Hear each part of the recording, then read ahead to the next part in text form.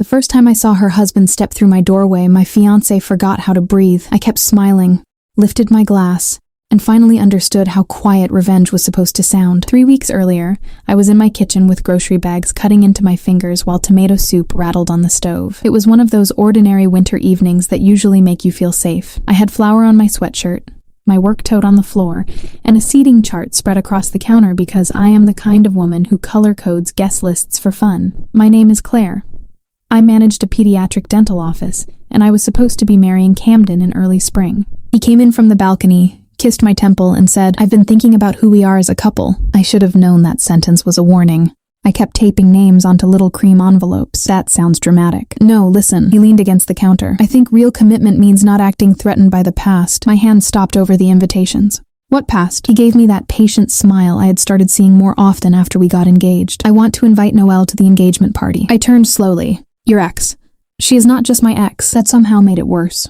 He sighed. She was a huge part of my life. We ended things years ago. We stayed friends. Stayed friends. I had learned that phrase could hide 1,000 little sins. I had met Noelle twice. At a fundraiser, she walked past me to hug Camden. Outside a brewery, she looked me up and down and said, "You're prettier than I expected." Camden later told me I was reading too much into it. Now he opened the fridge, grabbed sparkling water, and said, "Her mother's in rehab again.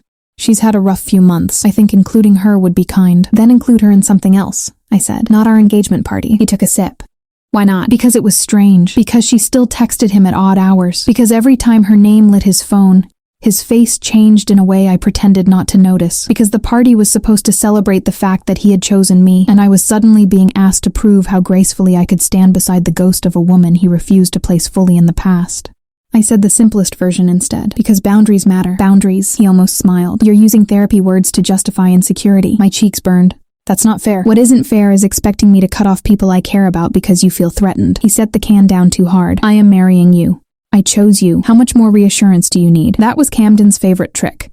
Make the objection sound childish, then act wounded when I defended myself. Finally, I said, "Fine." His whole body softened. He crossed the kitchen, wrapped his arms around me, and kissed my forehead. "Thank you. That's one of the things I love about you. You're not petty." I stood there with my hands at my sides and let him hold me. Over his shoulder, the soup boiled over and hissed across the burner. Noelle messaged me the next afternoon. "Hey Claire, Camden told me about the party. That was really gracious of you. I know some women get weird about these things, so it says a lot about your confidence." I stared at the message until the letters seemed oily. "Not everyone can handle complicated history," she sent a minute later. "You seem secure though. That's rare." There it was, not gratitude, territory marking. I replied with, "Looking forward to meeting you properly." She answered right away. "Same. Camden always said you were very organized. I can't wait to see what you do with the place." Always said. I set my phone down and remembered one detail I had filed under maybe. Months earlier, Camden had mentioned that Noelle was going through a separation. He had corrected himself mid-sentence and changed the subject. That night, I searched her name.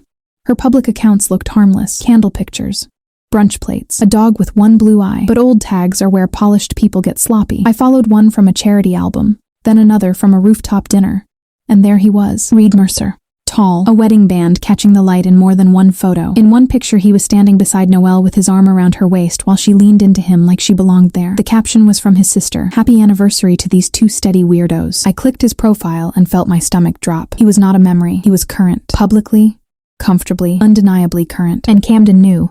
At lunch the next day I called him. "Hey beautiful." I smiled into the phone so my voice would sound right. "Quick question. Is Noelle bringing anyone to the party?" A pause. Just long enough. "No, why?" "Just planning tables. She'll probably come alone." "Probably."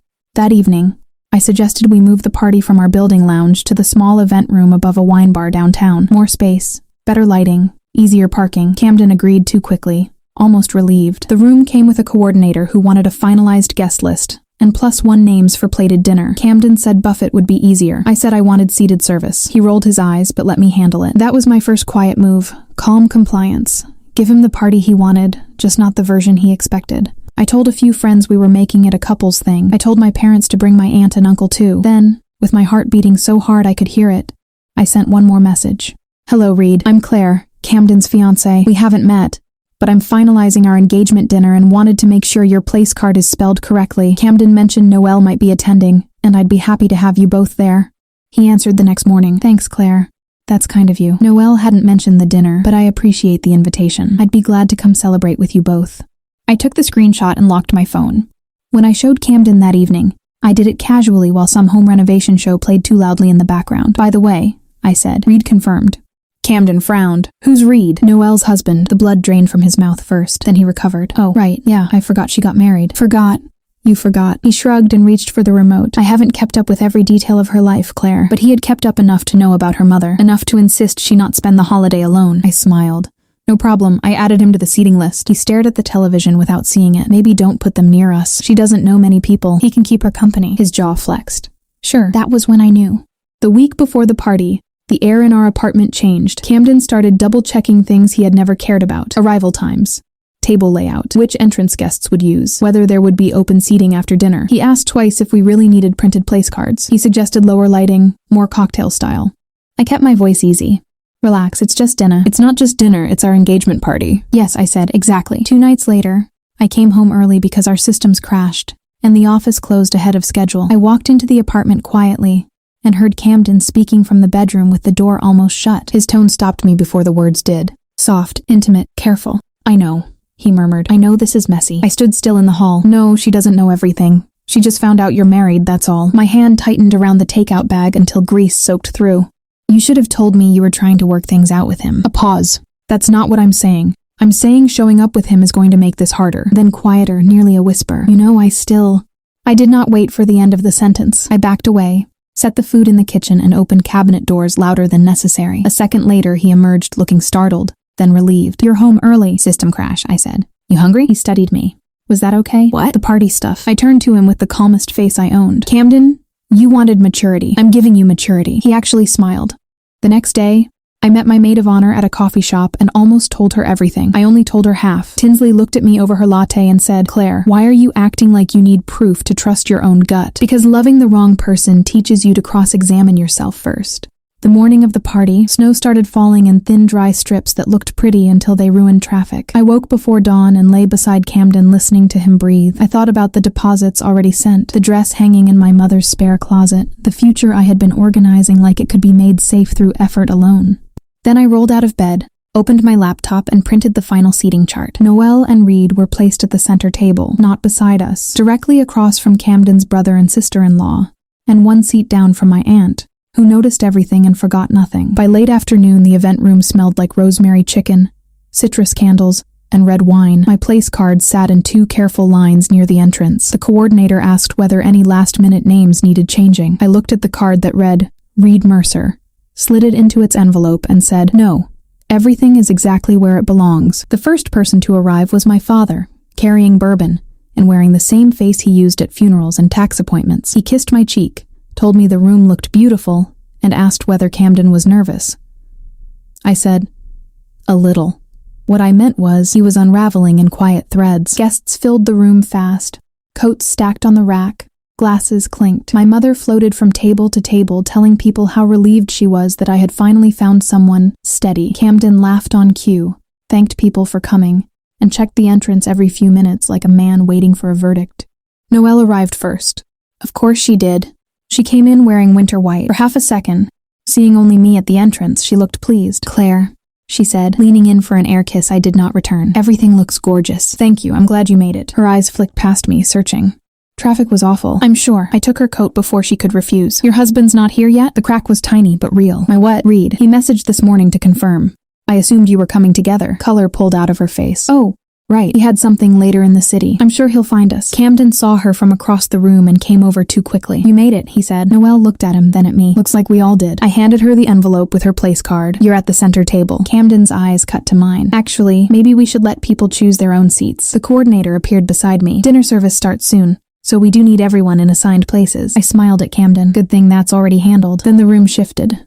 Reed Mercer stepped inside in a dark coat dusted with snow, carrying a bakery box tied with green string like he was arriving at an ordinary celebration instead of the demolition of 2 liars. His gaze landed on Noelle first, then Camden, then me. I stepped forward. Reed, I'm Claire. I'm glad you found us. He handed me the box. Couldn't show up empty-handed. The look on Camden's face was so stark that for one shameful second I almost laughed. Noelle recovered first. You came. Reed bent to kiss her cheek, but she turned too late, and the gesture landed awkwardly near her temple. You said I should make more effort with your friends.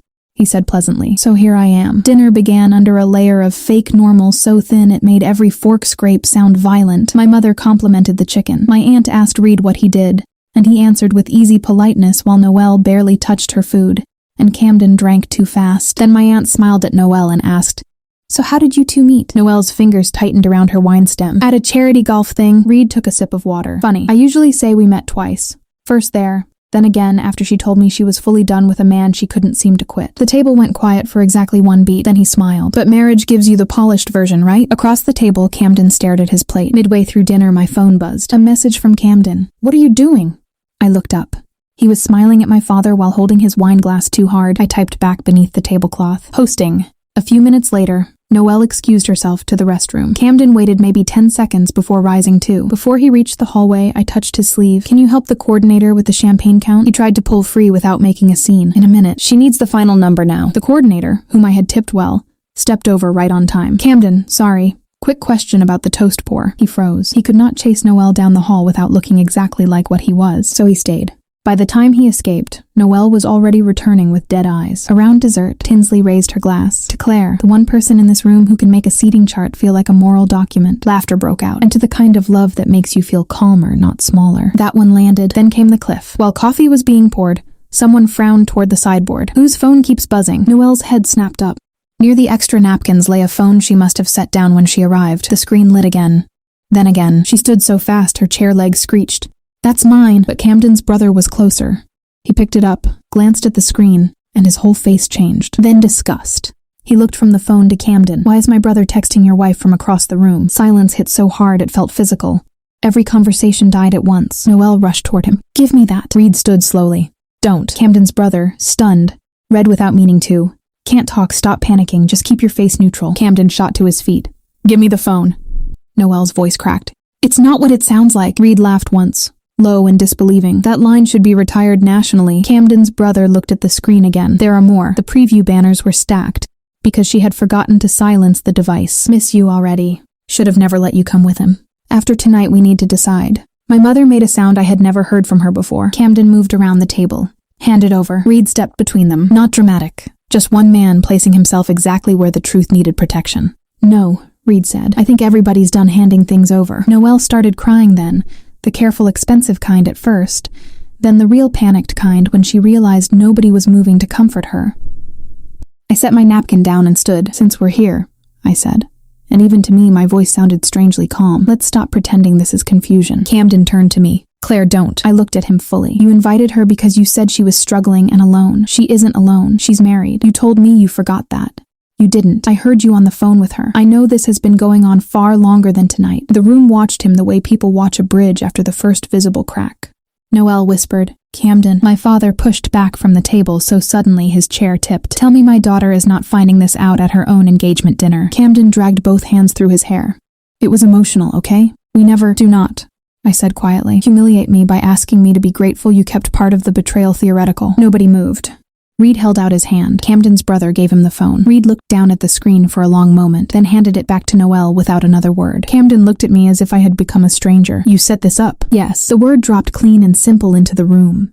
Because I was not going to marry a man who turned honesty into a debate topic. My mother came to stand beside me. Then Tinsley. Then Camden's brother walked away from him and joined our side of the room too. You could feel the social shift happen. "This is insane," Camden snapped. "You're all acting like I had an affair." Reed answered before I could. "You had a wife on layaway? And a fiancé in public." That line cut through the room so sharply no one even breathed afterward.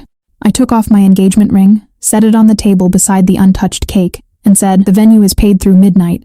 You can stay and explain yourself to whoever still cares. I'm leaving engaged to no one." Camden's face broke open then. "Claire, wait." I did not. I walked out into the snow with Tinsley on one side and my mother on the other. Behind us, the room stayed loud for a moment, then muffled, then gone. The fallout came fast. By morning, Camden's version had already started spreading. I was controlling. I was paranoid. I had orchestrated a public ambush because I couldn't handle adult friendship. Noelle posted a vague quote about cruel women and insecure energy. Then Camden's brother sent me screenshots. Camden had forgotten that his family phone plan still archived billing summaries. His brother couldn't see message content, but he could see the volume. Months and months of daily contact, late-night calls, holiday mornings, work hours, weekends. Camden had sworn he was golfing with clients. That was the practical proof his excuses could not outtalk. By noon, Camden's mother had called to apologize. By evening, Reed had moved out. I did not speak to Camden again except through one final email about furniture and canceled deposits. He wrote back 3 pages about nuance. I answered with 1 sentence. You were not vulnerable. You were dishonest. Reed called a week later to return the cake knife my mother had accidentally packed into his bakery box. We met in a coffee shop. I should say thank you, he told me, staring into his cup. I just hate the reason. I know, he nodded once. Still, I'd rather be humiliated than lied to for another year. What happened after that was not lightning, not cheating in reverse. It was slower, cleaner, a friendship built in the wreckage of the same lie. Months later, after lawyers and lease changes had settled, he asked me to dinner. I said yes. Last month, in our living room with takeout cartons on the coffee table and snow tapping the windows, Reed asked me to marry him. No speech about maturity. No lectures about insecurity, just the truth. I choose you without a back door, he said. That was all I had ever wanted. We're getting married in the fall. Small ceremony. Family. Close friends. No ghosts at the table. Camden and Noelle are not invited. Not because we're threatened, but because peace has a guest list too. And this time, I wrote it myself.